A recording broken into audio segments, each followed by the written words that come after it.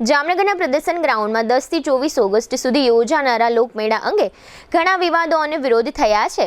તેમજ લોકમેળા દરમિયાન કશુંક અજુગતું બનવાની પણ શક્યતાઓ ચર્ચાઈ રહી છે. એમ છતાં જામનગર મહાનગરપાલિકા પોતાની જીદને પૂરી કરવા માટે અહીં મેળાના આયોજન માટે તડામાર તૈયારીઓ કરી રહી છે. આજે મંગળવારે સવારે કમિશનર દિનેશ મોદીએ મહાનગરપાલિકાના ઇજનેરી સહિતના વિભાગોના અધિકારીઓને સાથે રાખીને મેળાના સ્થળનું નિરીક્ષણ કર્યું હતું. મેળાના આયોજનના નકશા મુજબ રાઇડ્સ વગેરેની ગોઠવણી થઈ છે કે કેમ તેમજ અન્ય સેવા સુવિધાઓ અને એન્ટ્રી એક્ઝિટ ગેટ વગેરેની વ્યવસ્થાઓનું નિરીક્ષણ કર્યું હતું. આ તકે કમિશનરની સાથે નાયબ કમિશનર દેવેન્દ્રસિંહ ઝાલા, સિટી ઇજનેર ભાવેશ જાની અને એસ્ટેટ વિભાગના હરેશ વાણિયા સહિતના અધિકારીઓ હાજર રહ્યા હતા. આ તકે કમિશનરે આપેલી વિગતો પ્રસ્તુત છે. क्या आप भी अनहेल्थी लाइफस्टाइल को सुधारना चाहते हैं? लेकिन कैसे? चलिए जानते हैं. आजकल लाइफस्टाइल को हेल्थी और मेंटेन रखना हमारे लिए एक चुनौती बन चुकी है. मेंटल स्ट्रेस, पर्सनल और professional life, unhealthy foods, time पर न खाना, नींद की कमी, घंटों तक एक ही जगह पर बैठकर लैपटॉप पर काम करना, स्मोकिंग और शराब की लत जैसी आदतें हमारे शरीर को कमजोर कर रही हैं और इसे नजरअंदाज करने का नतीजा diabetes, blood pressure, heart attack, improper blood circulation, body pain, मोटापा जैसी बीमारियों को हम न्योता दे रहे हैं. यह बीमारियां हमें हमारी फैमिली के साथ हंसने खेलने से रोक रही है. हम उन एक्टिविटीज का आनंद नहीं ले पा रहे हैं जो हम करना चाहते हैं. इसलिए बॉडीफाई ने आपके लिए एक ऐसे रिसर्च बेस्ड टेक्नोलॉजी का निर्माण किया है जो न कि सिर्फ बीमारियां कम करती है बल्कि हमारे बॉडी हेल्थ को भी मेंटेन रखने में मदद करती है. 5 सालों से अधिक अनुभव के साथ बॉडीफाई वेलबींग प्राइवेट लिमिटेड ने दुनिया भर में होममेड थेरेपी प्रोडक्ट के इनोवेशन से सफलता हासिल की है.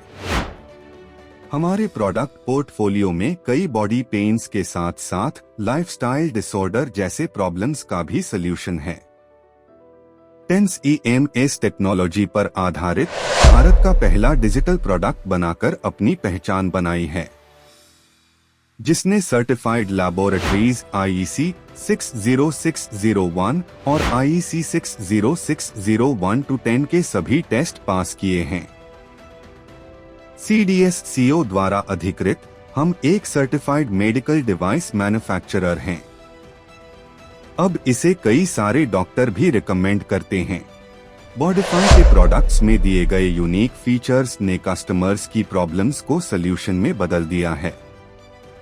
क्या आप भी यह बदलाव महसूस करना चाहते हैं?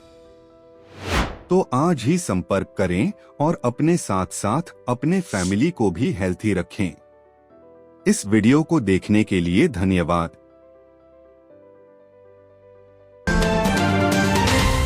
તારીખ 10મી ઓગસ્ટના રોજ જે શ્રાવણના સાતમ આઠમના મેળા તરીકે જામનગરમાં દર સાલ થાય છે, જે આ વખતે પણ 2 વીક ચાલવાના છે, 10મી થી 24મી.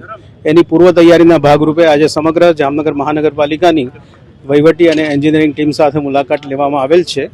અહીંયા કુલ 43 જેટલા પ્લોટ છે, 3 એન્ટ્રી છે અને સંખ્યાબંધ ઇમરજન્સી એક્ઝિટ આપણે રાખેલ છે. અત્રેની વ્યવસ્થામાં ફાયર, એમરજન્સી, હેલ્થ, આરોગ્ય, પાણી પુરવઠો વગેરે તમામ ટીમો અત્રે હાજર હશે. પોલીસનો પણ સતત બંદોબસ્ત હશે, રેવન્યુમાંથી પણ હશે, એઝ વેલ એઝ મહાનગરપાલિકાના પણ કર્મચારીઓ અહીંયા રાઉન્ડ ધ ક્લોક હાજર હશે. મેળાની પૂરેપૂરી વ્યવસ્થા સારી રીતે થાય એ માટે આજે વિઝિટ કરવામાં આવેલ છે. વધુમાં એ જણાવવાનું કે આ વખતે ગયા વર્ષની સામે 5 કરોડના બદલે આપણે 10 કરોડનો વીમો લેવામાં આવેલ છે અને એ રીતે પણ આપણે આજુબાજુનું વ્યવસ્થાનું ધ્યાન જોવા માટે જ ખાસ આજે. અત્રે ઉલ્લેખનીય છે કે કમિશનર દ્વારા આજે મંગળવારે મેળાના સ્થળની મુલાકાત લેવામાં આવી. તે અગાઉ ગઈકાલે સોમવારે નાયબ કમિશનર દ્વારા મેળાને લગતી વિવિધ વિગતોની જાહેરાત કરી દેવામાં આવી હતી. ખરેખર તો મહાનગરપાલિકાના કમિશનર પાસે જાહેર નોટિસના સ્વરૂપમાં જાહેરનામું બહાર પાડવાની સત્તા છે. આમ છતાં જામનગરમાં હજુ સુધી એસટીની બસો કયા રસ્તા પર જશે અને આ રસ્તા ઉપર અન્ય વાહનોએ ક્યારે કેવી રીતે નીકળવાનું છે તે અંગે કોઈ જાહેરનામું બહાર પાડવામાં આવ્યું નથી.